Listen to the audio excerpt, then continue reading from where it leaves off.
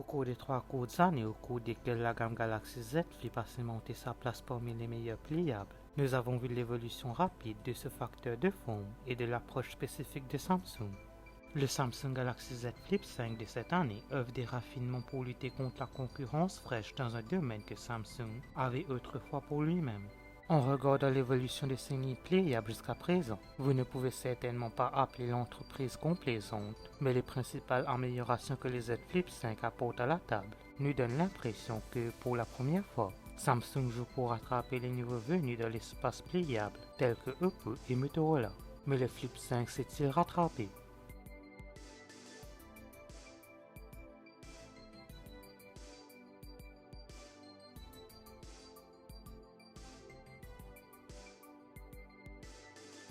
Il n'y a pas beaucoup de pliables à clapper actuellement sur le marché, mais la série Galaxy Z Flip arbore l'esthétique la plus définie du groupe, notamment le design que Samsung a établi avec le Z Flip 3 et le Z Flip 4.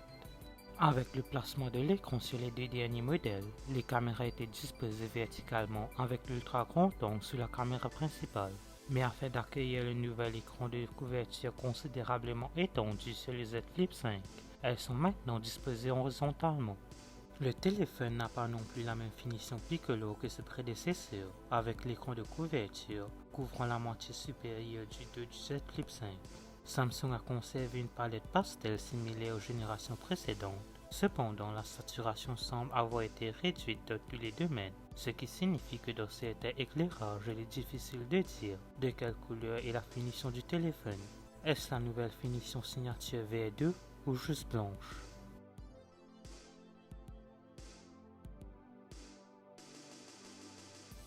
Comparé à son rival de premier plan Motorola, Samsung s'est montré constamment réticent à étendre la taille de l'écran de couverture entre les générations, plafonnant à 1,9 pouces pour les deux entrées avant le Z Flip 5. Cette année cependant, ils ont finalement décidé de faire le saut et de couvrir la majorité de la moitié supérieure du dos du téléphone avec un écran, ce qui a entraîné une augmentation de la taille de l'écran de près de 80%.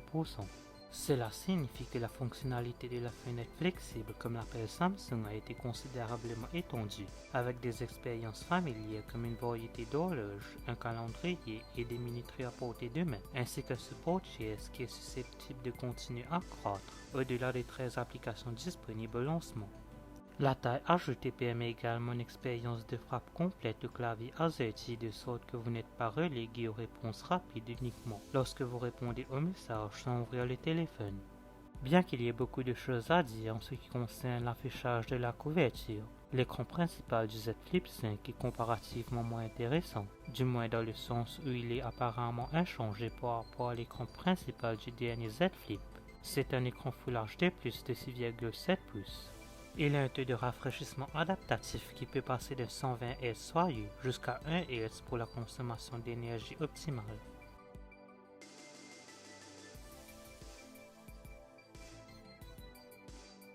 Il semblerait que les caméras du Z Flip 5 ressemblent exactement à celles de son prédécesseur, avec un capteur principal de 12 mégapixels, accompagné d'un ultra grand angle de 12 mégapixels avec un champ de vision de 123 degrés.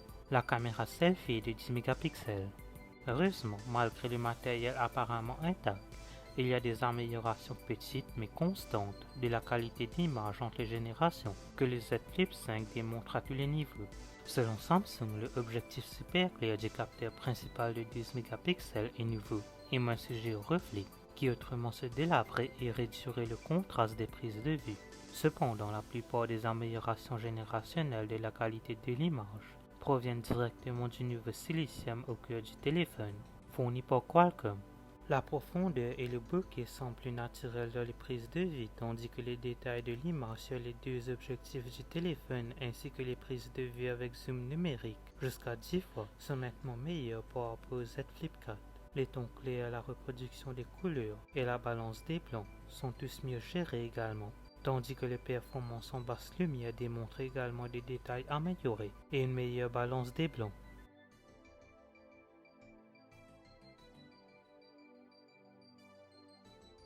Après avoir introduit un nouveau plafond de stockage l'année dernière avec l'option de Z Flip 4 de 512 Go, cette année, comme pour le Galaxy S23 plus et S23 Ultra, Samsung a fait ses adieux au modèle de stockage de base de 128 Go que l'on trouve sur les dernières générations de Z Flip, vous laissant seulement 256 Go et 512 Go au choix.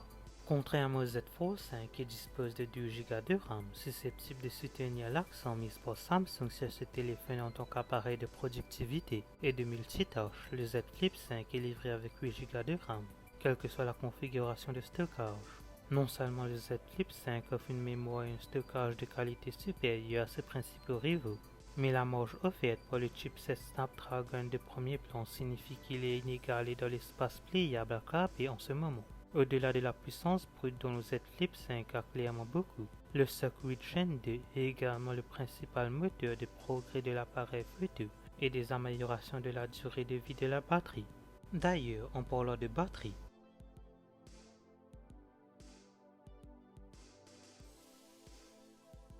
comme les capteurs de l'appareil photo du Z Flip 5, à première vue la technologie de batterie proposée semble inchangée par rapport à celle du Galaxy Z Flip 4. Il s'agit d'une cellule de 3700 mAh qui prend en charge une charge filaire rapide jusqu'à 25 watts.